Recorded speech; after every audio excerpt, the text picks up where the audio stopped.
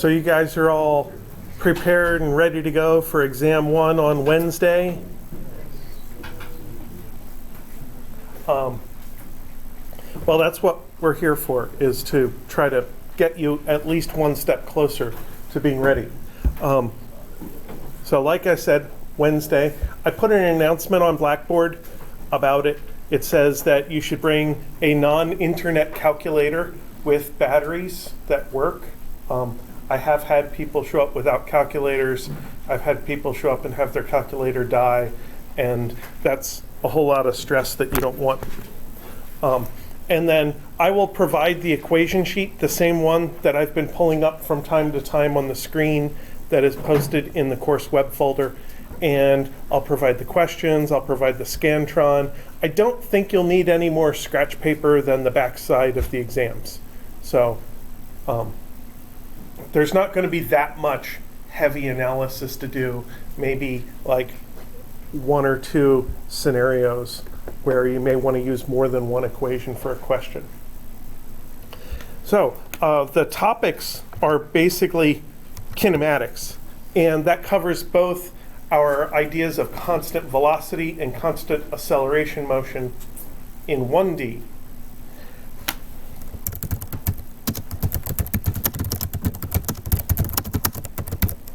So that's chapter 2. And then also 2D kinematics.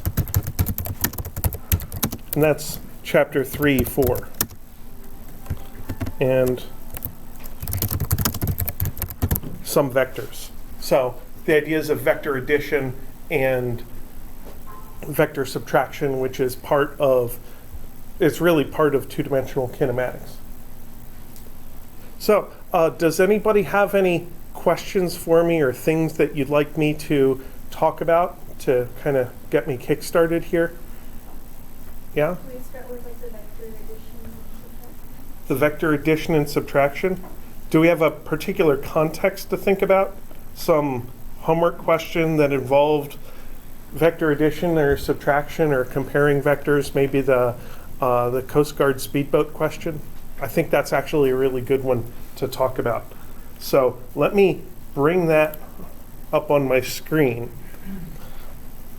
and kind of, did I give any hints about that one? Did I do a drawing of it or anything in this class? I might have in one of the sections, either yours or the other one. I don't think I did. Okay, so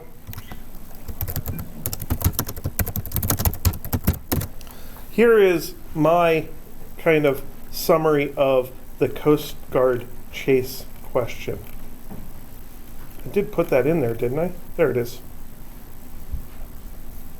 So I'm going to start by drawing a set of axes where this is the north direction and that is the east direction. And this starts out with being able to see this unidentified ship, bad guys, 23 kilometers away at a bearing of 15 degrees east of north. So that would be the R1 vector is 23 kilometers at an angle of 15 degrees.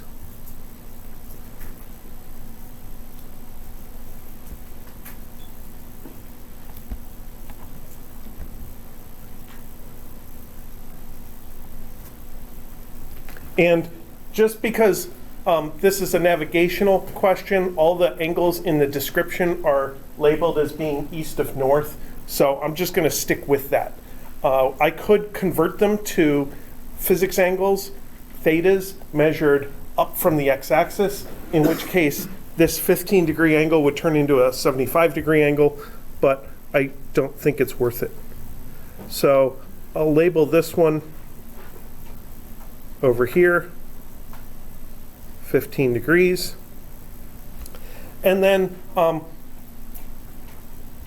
this is some bad guys that I want to chase down. They're heading in a direction that is 40 degrees east of north at a speed. So I'm going to call that a different vector, V1. And in order to label that angle, I kind of need to do that. So V1 is a particular speed. In my case, it is 27 kilometer per hour at an angle of 40 degrees. And then they're going to head off in that direction. And their final position here is where I want to get to. I want to intercept them. So you could say that the R value of the interception is equal to R1 plus V1 times T. So call this R final. So R final is equal to R1 plus V1 T. And that, in a sense, is a vector addition. So this R1 is that arrow, and this V1 times T is that arrow. And to accomplish vector addition graphically, you just draw out the one vector, and then from the tip of the arrow, draw out the next vector. Now, the description says that I want to chase them down in the most efficient way possible. I could obviously just head at 15 degrees, and when I get to that corner, turn, and then follow them from there, and I would eventually catch up to them because I go faster than them. But I want to do this as fast as possible. So what I want to do is I want to plot a course for this point here, heading up that dashed line there. So I'm going to go with V2, which is very fast, 42 kilometers per hour at an angle of question mark. So I'm trying to find that angle of the velocity vector that I'm going to take. So if we look at that triangle, that map of where things are, we have one side of the triangle, which is 23. This side of the triangle, the blue side, is 27t. And this side, the green side, is going to be 42t. Because our basic relationship is delta displacement is velocity times the time. So all I have to do is scale that velocity up to achieve the entire side of the triangle there. Now, as it turns out, I know a lot about this triangle. For instance, I know this angle of the triangle right there, because I know the angle of both of those sides of the triangle. And that angle, call this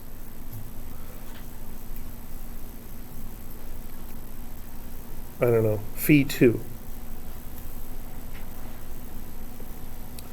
Phi2 is equal to, well, if I extend that down there, then Phi2 and the 40 degrees add up to 180 plus 15.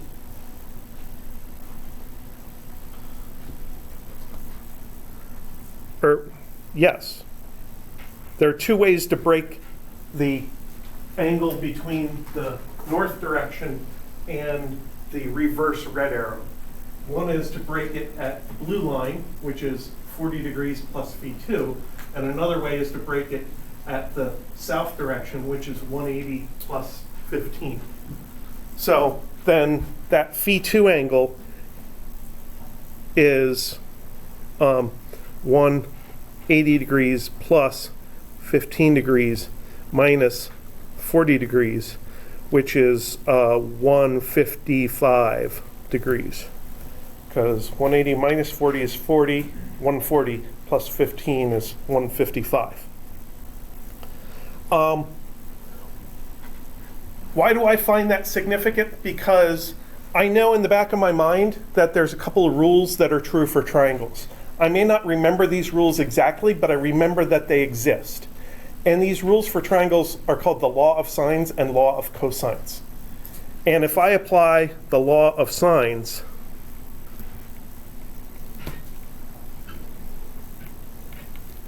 then I can say that 42t over sine of 155 degrees is equal to 27t over the sine of the angle opposite to the 27, right there, phi 3.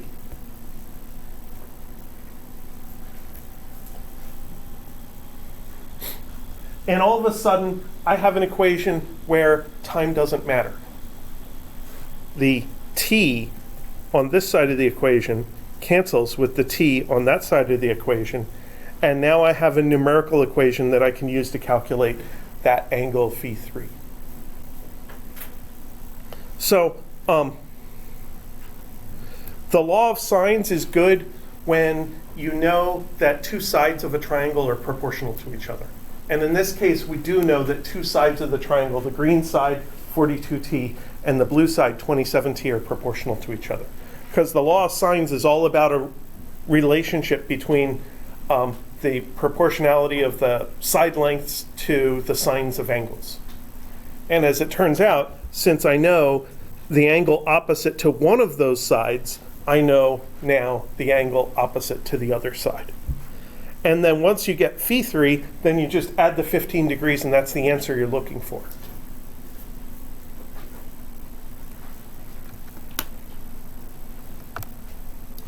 Now, there is a way to get this using our standard vector components ideas.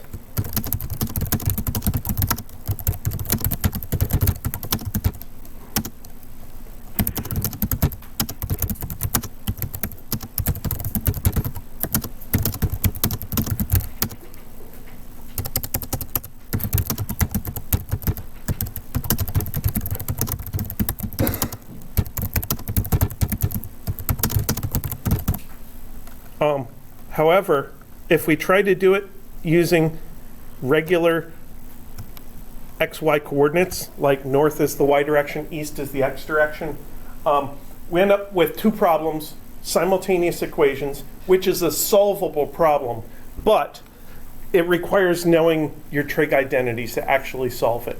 It requires using some trig tricks, and I don't really like that.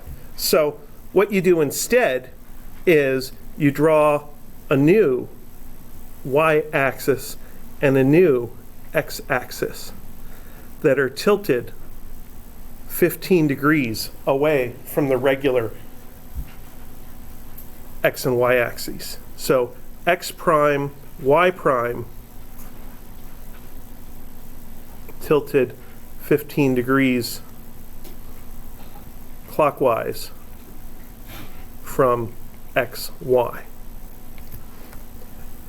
And what that does is it breaks the motion into different components from what happened before. We're basically trying to solve the equation R1 plus V1t vectors is equal to V2t.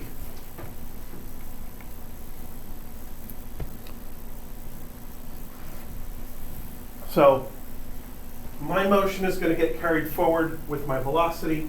The boat's motion is going to get carried forward with its velocity, but it gets a head start vector. I start at the origin, they're starting at R1. So, like any other vector equation, this one divides into two equations. There is x1 plus v1x t equals v2x t, and y1 plus v1y t equals v2y t. So for every vector in this equation, I take the x component, I take the x component, t is just t, I take the x component, and t is just t. And if we think about the numbers in these equations, I know all the numbers on the left-hand side except for t, because I know where the bad guy's boat is, and I know what their velocity is. Those are numbers. They may be complicated numbers, but they're numbers. On the right-hand side, this turns into v2 cosine theta 2 t, and this turns into v2 sine theta 2 t. And I know the v2 magnitude, but I don't know the theta 2. And that's where the problem comes in, because I'm solving for a variable in simultaneous equations where both equations have t, both equations have theta 2, but one of my variables is buried in trig functions, and it's not buried in the same trig function every time. It's buried in cosine over there and sine over here.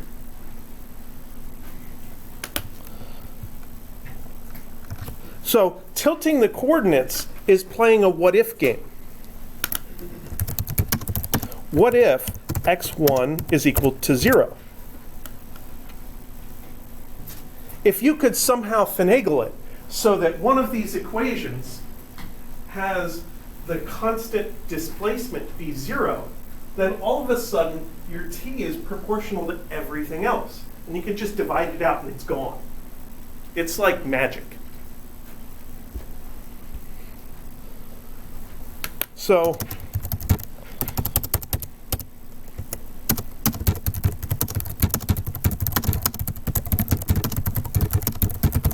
that's what tilting the coordinate system ends up accomplishing for you. It basically makes the x1 in the tilted coordinate system equal to 0. So then you end up with 0 plus v1 cosine theta 1. So theta r c c w from x axis. Because when I generate my component equations like that, I just kind of automatically do them in regular physics angle notation. Anyway, I should finish the equation. This is v2 t. v2 cos theta 2 t. Let me clean that up. So now the t's cancel. And as it turns out, those cosines of those thetas are really sines of the interior angles of the triangle. So basically that is the exact same equation as the law of sines equation that I had generated. It just is looking at it from a different perspective with different angles. So for these angles, the cosines are the appropriate angles instead of the sines. So I want to kind of draw out that tilted coordinate system for you so you can see what these angles are.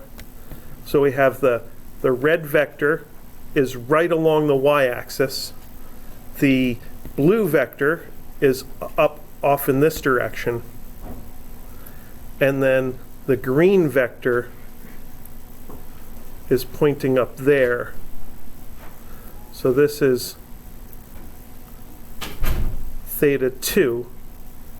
And then in order to label the blue angle, I need to go like that. So that's theta 1. So theta 1 turns out to be, let's see, this angle in here is 40 minus 15. So theta 1 is 90 degrees, is complementary to that, so 40 minus 15. So theta 1 is a known angle. You just have to kind of draw out every possible direction that you have and figure out where your little angles, you know, the 15s and the 40s, and then you can figure out theta 1 for sure. Theta 2 is almost what you need to determine the answer angle. The answer angle is between the green and due north. Theta 2 is between the green and tilted east. So you just correct for that and you can find what the final angle is. So the moral of the story is that there are kind of two options for solving weird vector analysis when you're trying to solve for an angle.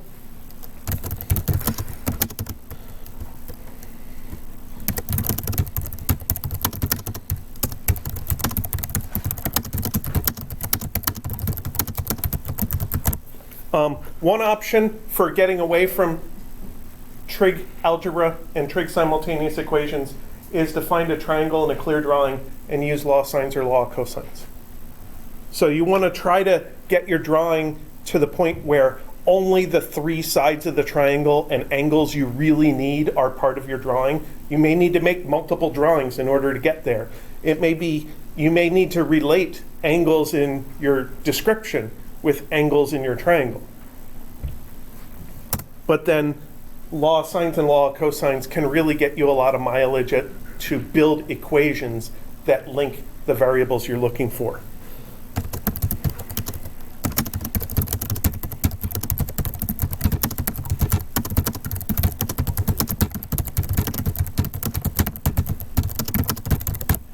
And then the second option is to use a tilted coordinate system. And this second option is definitely a trick, and it's one that we'll employ a couple of times throughout the semester. I'm not going to spring it on you again like I did in this homework question. So I'll discuss exactly when we tilt our coordinate system and why we tilt our coordinate system and what benefit it gets us. But I wanted you to see the need for the problem first before I show you how to use a tilted coordinate system, probably not next week, maybe the week after next. And then you'll agree with me that that is just so much easier than dealing with all of this trig. So anyway, that was a vector addition situation. And maybe it wasn't the clearest vector addition situation, at least the first time you look at it, but that's the kind of thing that you can do once you get comfortable with all this math. And then once you know the angle of your other velocity, then everything else is straightforward. You can just take all regular x components to find t and to find the distance and stuff. All right, so that was probably, trying to think through all of your homeworks, I think that was probably the most challenging homework question of the semester, at least as far as weird algebra goes. Does anybody have any questions about that one? Any requests about something else to talk about other than something that benefits from the law of sines or cosines?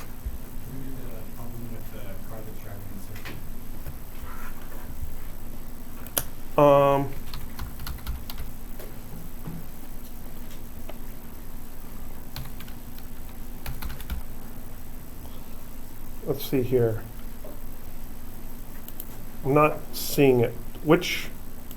I don't know if it was in the homework, but it was in some of yours.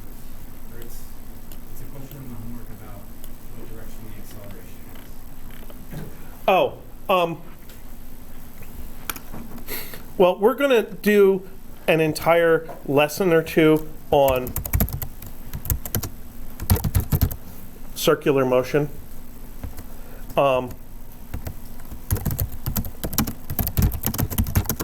Mostly we'll do it after exam 1, because after exam 1 we'll have a context for creating the acceleration. But if we think about an XY plot of where something is. So we have this circular path here. The best way to find the acceleration is to think about the velocity. So here's another set of axes for Vx and Vy. And I'm going to think about 2 points. One before, where the velocity is pointing tangent to the circle and slightly off to the right. And then up here, think about a point after, where the velocity is pointing similarly but slightly off to the left. And in between those two is our delta V. And remember, delta V is equal to acceleration times delta t. And since the velocity change from rightward to leftward is a pure left arrow, that means the acceleration is a pure left arrow. So the conclusion is that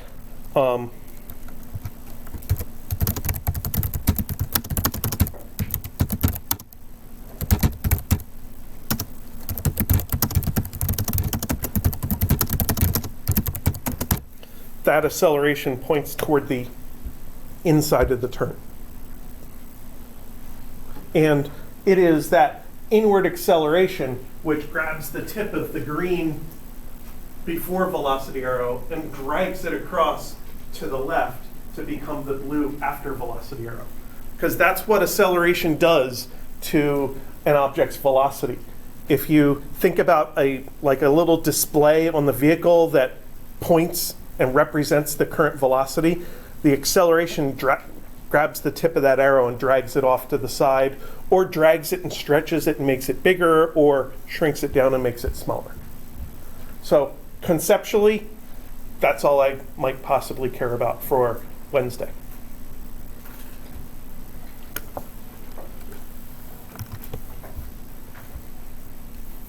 Anything else? On the review, there's a question, mainly the end part of it, where it's asking, what is it doing? Like, is it slowing down, or like the velocity is going one way and Sure. the acceleration the other way?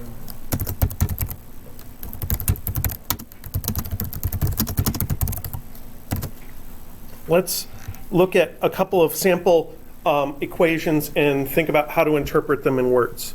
So if I have x is equal to 5 plus 6t plus 2t squared, then the easiest thing to do to figure out more about this is to take the derivative. And if you take the derivative of x, that's the x component of velocity, v sub x. The 5 doesn't do anything. The 6t becomes 6, and this becomes plus 4t. So when t equals 0, we have vx is equal to 6. That's the initial velocity. And then take the derivative one more time, you get a sub x is equal to 4. So a sub x equals 4 is just constant in this particular example. So here, this is same sign is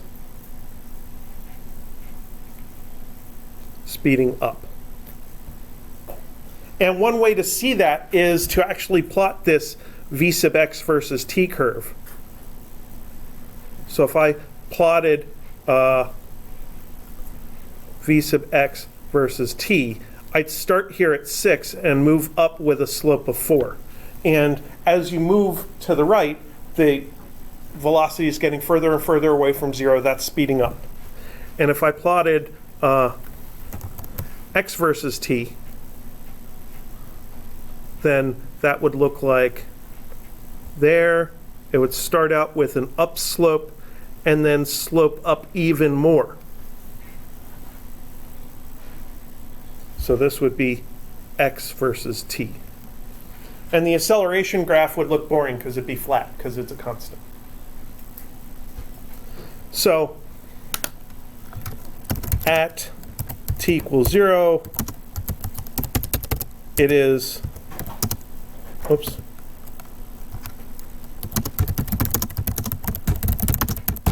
moving and speeding up. So that's my verbal interpretation. So now let's look at a different equation. We'll just flip the sign on one of these things. X equals 5 minus 6t plus 2t squared. So now v sub x is equal to minus 6 plus 4t, and a sub x is just equal to 4.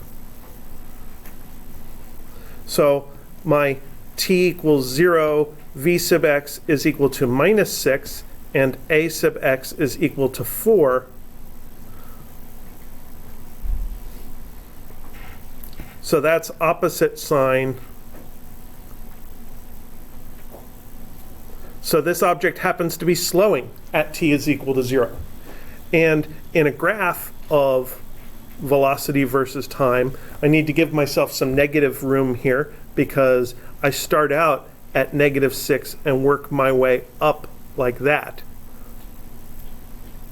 So initially, what this thing is doing is getting closer to 0 for a while, until you get to this point here, at which point it flips to speeding up behavior. And if I was to do the x graph of this one, then my x graph, I think I want that. So this is v sub x versus t. This is going to be plain x versus t. Starts out up here. That's the 5. It points downward. That's the -6. But it's going to curve upwards like that. It's going to be a parabola that heads upwards. And does this thing touch the time axis? Does it ever get to x equals 0? I don't know. I'd have to solve for it. But what I can say is at t equals 0, it's moving and slowing. I can find out when does it stop. Then I just set 0 equals -6 plus 4t, or t is equal to 6/4 equals 1.5 seconds.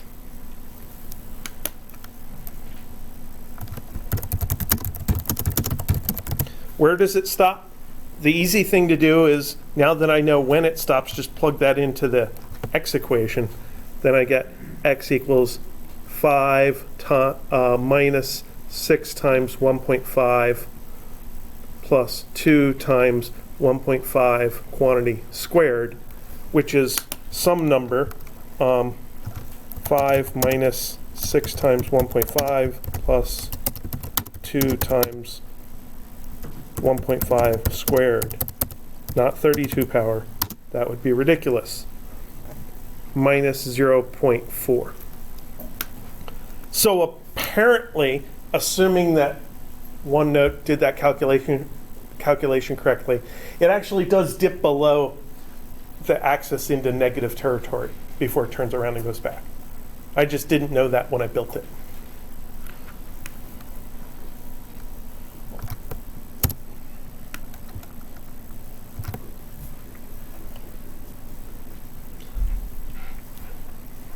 You could say at t equals 1.5, the object is briefly not moving. There's an infinitesimal amount of time for which the velocity actually is equal to 0. But it's not an extended period of time. The object doesn't stop and stay stopped, assuming it continues to follow that equation. The object is just briefly stopping. So that's the kind of thing that happens to an object you throw straight up in the air. At the top of the motion, it briefly stops and comes back down, as opposed to a car that slams on the brakes, that slows down, and when it stops, it stays stopped. And the car definitely changes its behavior when it gets stopped. It has that negative acceleration while it's stopping, and then suddenly, once it gets stopped, everything changes. And you can feel that when you're in the car. That's what shakes you up at the moment the car gets to the stoplight or stop sign. And a good driver will let off the brake gradually at the very end in order to prevent shaking up their passengers.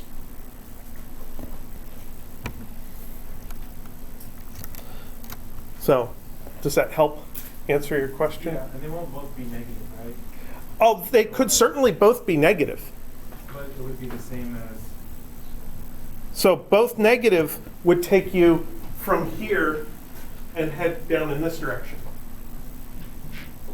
So there was one homework question where you were throwing an object downward out of a window. That initial velocity is negative and the acceleration is negative.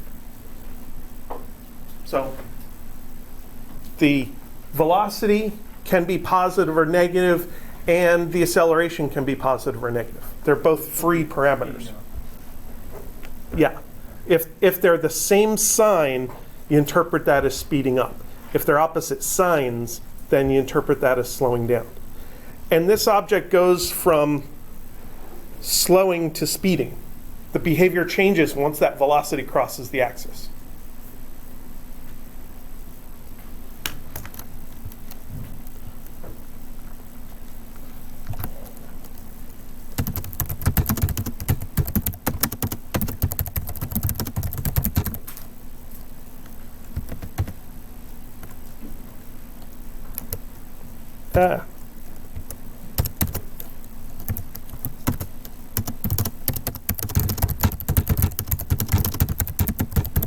And I would suggest maybe if your velocity component can be negative, it might be a bad idea to use the idea of increasing velocity. That might be a bad phrase to use, because usually when people talk about an increasing velocity, they mean increasing speed. And if velocity is a vector, the only thing about the vector that really ever increases or decreases, that is like part of the physics of the object, part of the how much it's moving, is the magnitude of the velocity, the speed. But if you have a velocity component, the velocity component can be plus or minus. And if you have a negative number and you say it's increasing, that could mean adding something to it, which means getting less negative, going towards 0. So for that reason, I try to avoid that when I'm describing situations.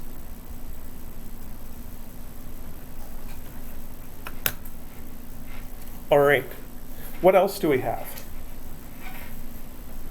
What else would you like to see?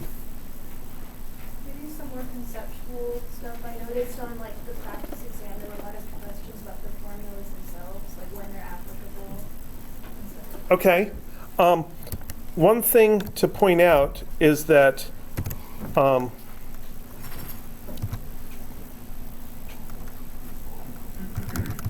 we do have different kinds of formulas that are either broad laws that are always true, or they're very specific to a situation. And the lines that are labeled definitions, those first two lines of kinematics, really are that. They really are definitions. And then the next line says constant acceleration. That requirement goes all the way across. All four equations, the two boxed equations, the 1/2 at squared, and the v squared equation. those are only true for constant acceleration situations. And it is really important to understand when you're looking at an equation that is going to always be true versus something that is specific to a situation. It's my belief that really the 4 boxed equations can be used to solve any one-dimensional kinematics. Of course, that leaves you with a lot of extra variables because then there's 4 different velocities: initial, final, average in the middle, and the delta is the difference between initial and final. So that's a lot more velocity variables to deal with. And it means you'll end up with simultaneous equations. That's why we go through the process of solving some common situations, getting rid of the extra equations and extra variables, and getting our displacement as a function of time and the v-squared equation so that we don't have to keep doing those things over and over again. The other equations, they're frequent situations that, like the v-squared equation commonly reduces to something that looks kind of like this. And the range equation, well, I went through like 4 or 5 lines and used an obscure trig identity to get that. So that's worth writing down. But it's also worth remembering that the range equation is only when you're launching and landing at the same level. So if you're actually launching and landing at different levels, like up to a roof or off of a roof, then you got to do it different. So what was the projectile that was on the practice test? It was like a mug going Oh. off of a table or something. The mug sliding off the table is a horizontal launch, which should be your favorite projectile case to analyze because you get to use this special case for that. It separates the equations out, makes it a lot easier. There is a ball fired from a launcher up into the air, fired onto the roof of a building. So that's a good one to go through. And there's one on the pre-lab practice for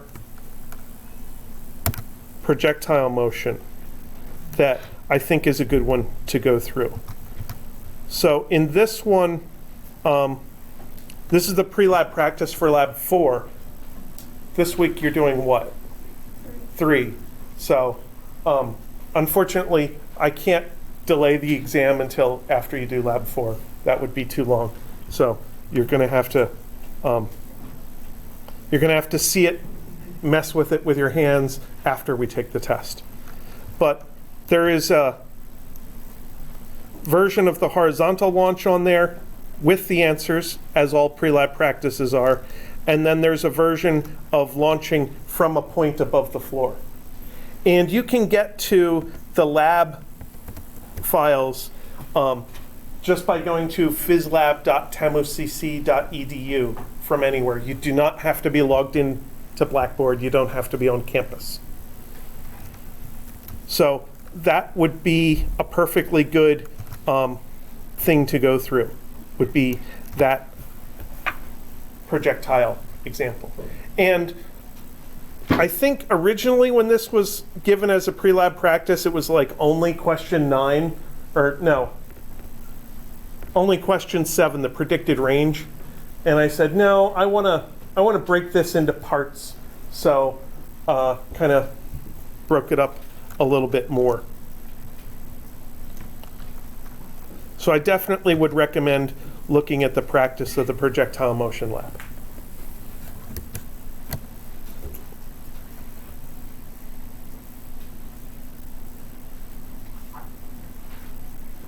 Did I answer the question that was asked? I'm not sure what was asked. I just remembered to show that to you.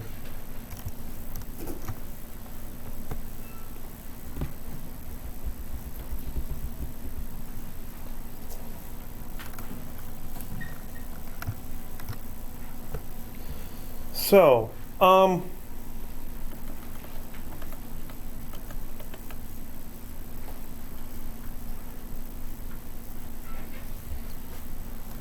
we should probably just do a regular vector addition, not one that's obscured with kinematics kind of mixed in with it. The Coast Guard chase question is definitely a challenge problem. So Do that force pulling. from the homework or from the practice test? It's from home. So yeah, you could do that.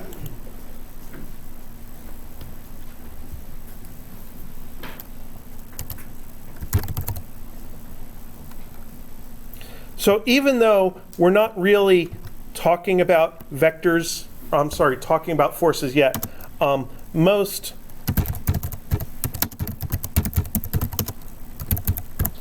vector quantities add. So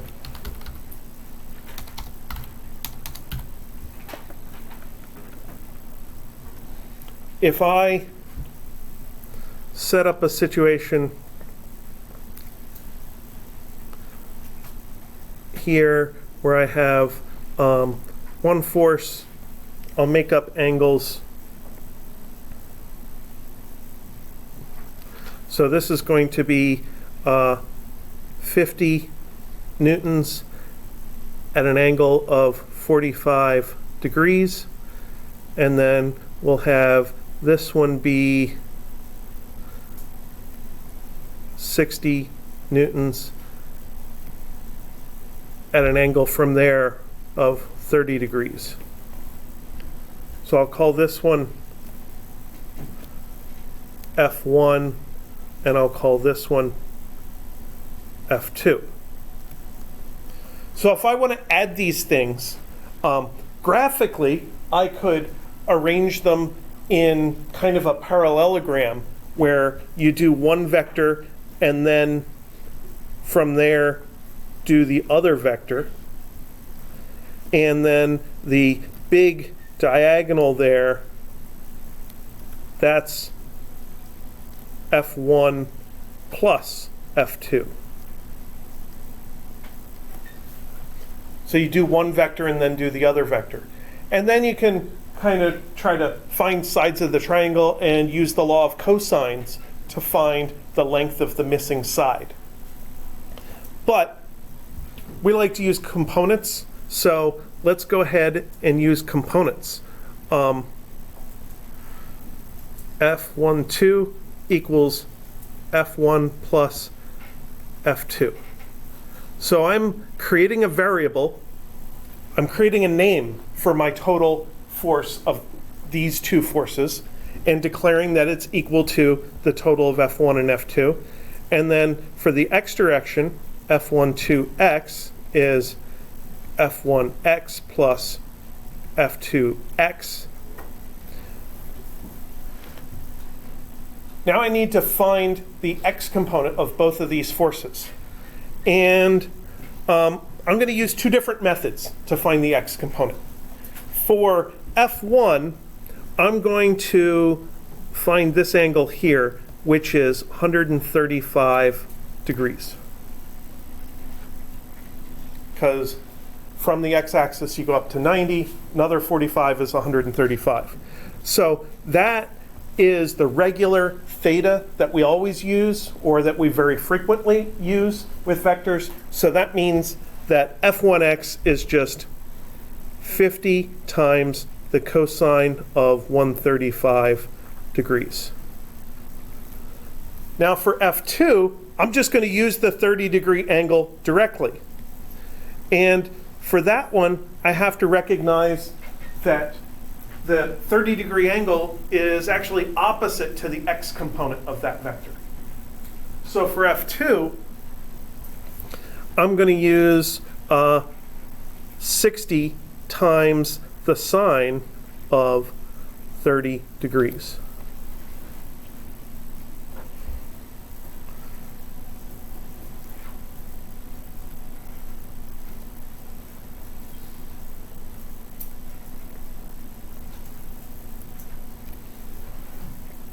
So my observation there about the way that particular triangle is set up is the side I'm describing in my equation right now is opposite the angle, so I use the sine.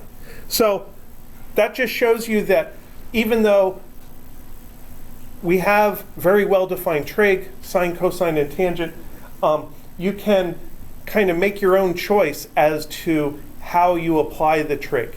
So I call this one triangle trig, where I basically use whatever triangle I have. And I call this one extended trig or polar coordinates trig, where I find the polar coordinates angle and then depend on the extension of sine and cosine in order to calculate my components. So then my 50 times cosine of 135 is negative 35.4. Negative 35.4 plus 60 times the sine of 30 is equal to 30 is negative 5.4. That's F12x. So note that when I write this down, I'm writing kind of, a lot of students sometimes think of them as useless equations first, but I'm writing down equations that describe my intent, that describe my strategy of what I'm trying to do first. Then I'm plugging numbers into them. And that serves multiple purposes. One, it makes it easier to look at it later and figure out whether I made little mistakes.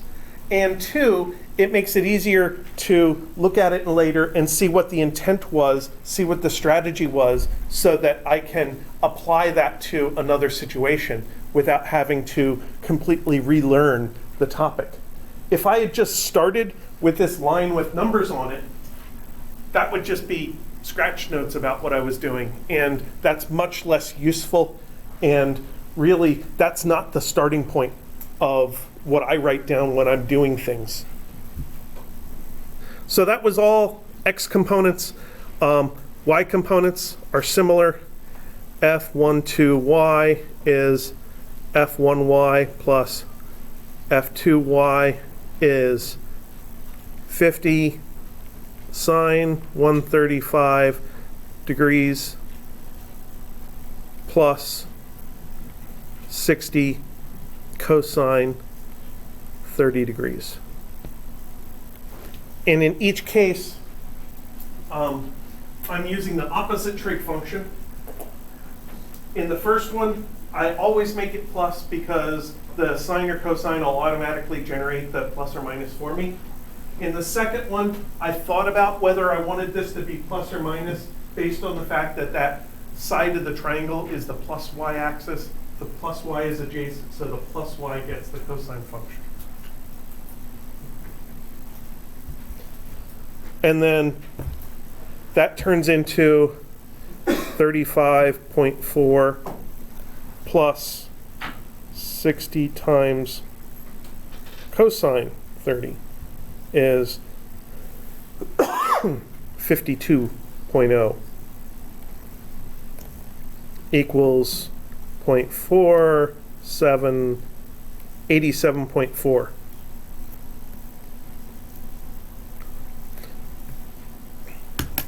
So now I know that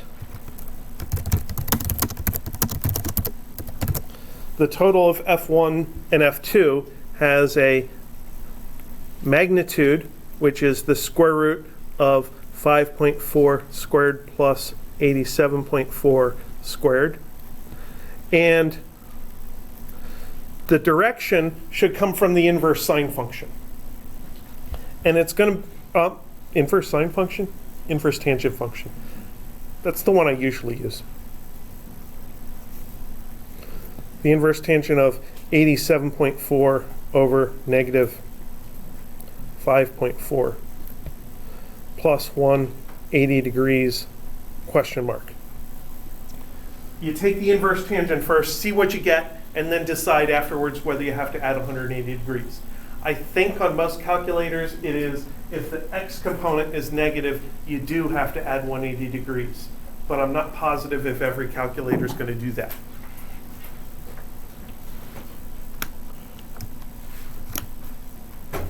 Now the next question says, suppose that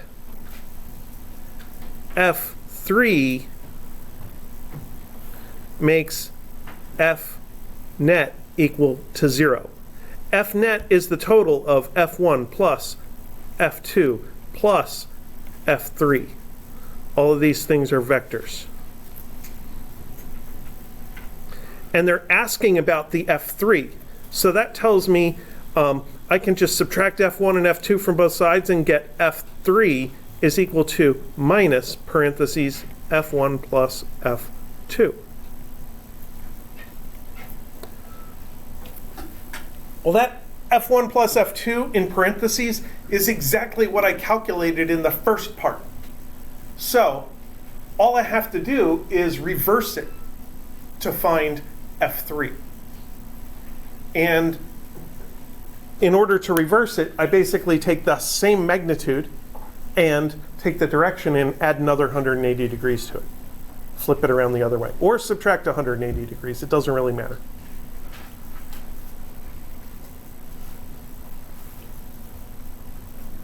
So that's just a way that we typically describe the relationship between forces. We'll talk about the combination of a few forces, and then we'll think about another force, and we may have knowledge somehow that the net force, the total of all the forces, is equal to 0. And then if you know all but one of them, you can calculate the missing force just by making an equation that says the net force is equal to 0. And if you've already gone through the process of adding the known forces, then you're just left with reversing it to find the unknown force.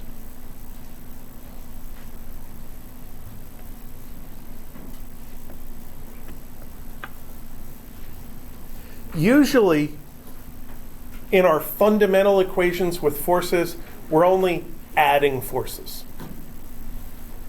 Sometimes forces can be in opposite directions. So a force can have a negative component value, but usually formally as part of the equation we're just adding forces, and we only end up subtracting forces if it's part of our algebra of solving things. Because as part of algebra you can add and subtract things all over the place. So once you get to the point where you're doing algebra, then all bets are off as to whether you can have force addition or subtraction. And I think your version of this question actually did not, I'm looking at it now, it did not ask for the magnitude and direction of the total. It just asked for the components. So then you would be done at that point. And then you can just reverse the components to find the F3. Because you can reverse a vector in magnitude and direction form by keeping the magnitude and flipping the direction. Or you can reverse a vector in component form just by reversing the x and reversing the y. And reversing a component just means multiplying it by -1. Put a minus sign on it or take it away.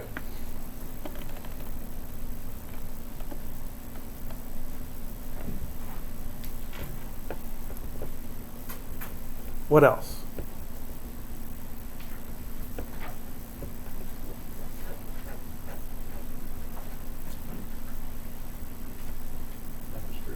Sir. I know you went into detail about the involvement of the quadratic equation like before. I guess what I'm asking is how we use it to manipulate. I remember there was a question on that. Yeah, there are times when you have to use the quadratic formula, and let me go over here and grab it. So,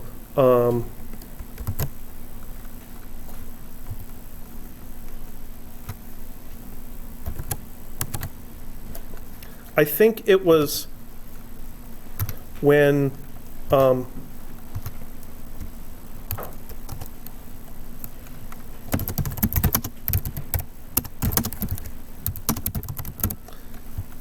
when you're dealing with that police chase with a delay.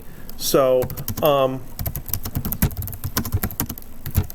car speeds by at 40 meters per second, and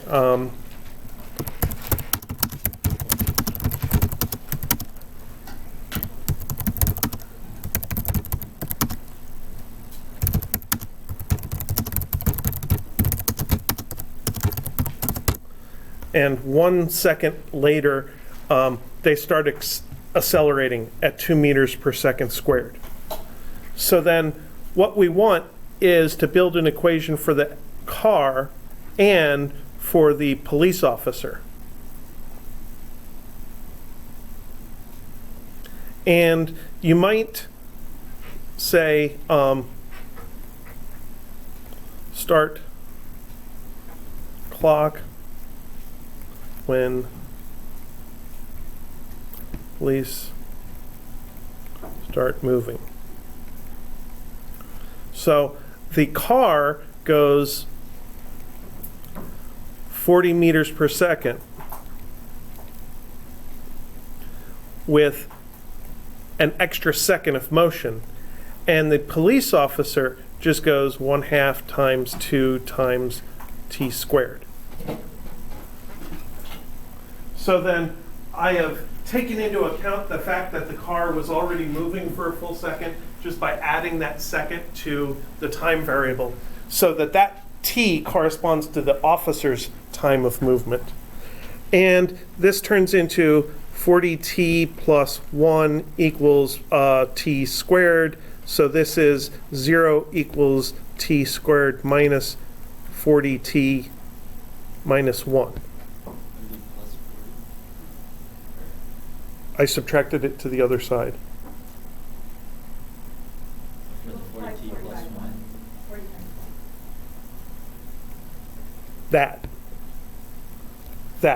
That's what you meant, right? Okay. Okay. Yes, it would. So then, when we apply this, this is A equals 1, this is B equals minus 40, and C equals minus 40 because I'm bad at picking numbers. So then T is equal to negative B over 2A plus and minus the square root of B squared minus 4AC over 2A. I like to break it into two separate things instead of having the big fraction. So this is 40 over 2 plus and minus the square root of 1600 minus plus 160, yeah, all over 2. So B is negative, but squared it turns positive, so it's 1600. Minus 4AC, I forgot A. Yeah, A is 1, yeah. So 4 times 40 is 160. So then those are my solutions. So this is 20 plus and minus, and this is why I like to break it into two fractions. The square root, clear. The square root of 1600 plus 160, close parentheses, divided by 2 is 20.98. So that means that the solutions are 40.98 and negative 0.98. And we definitely don't want the negative number. So therefore, pick T equals 40.98. So there are occasions when it's necessary to use the quadratic formula. Could I get out of it in this case? I could probably find a way to get out of it using the ideas of relative velocity and relative acceleration. But it's probably not worth the effort because it would produce a bunch of obscure relative variables that don't mean much to me. And then I could use the v-squared equation to avoid using the quadratic formula. But like I said, it doesn't have a conceptual benefit.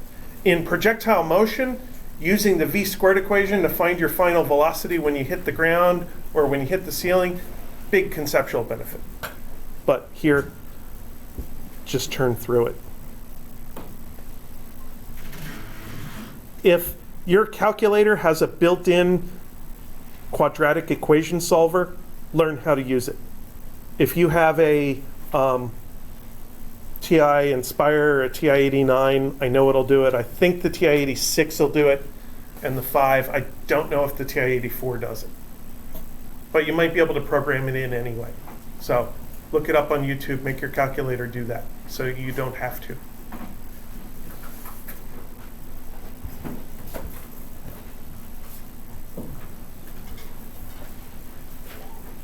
The math here, it's a tool on the way to get answers. Is the math interesting? Not really, usually. Sometimes we can find interesting things about the math, but usually this kind of math is just a tool in order to help us figure out something that we actually do care about. Okay, well, that's probably enough. So if you have any other questions, feel free to step up, and good luck with your studying, and good luck on the test on Wednesday. I just have one question.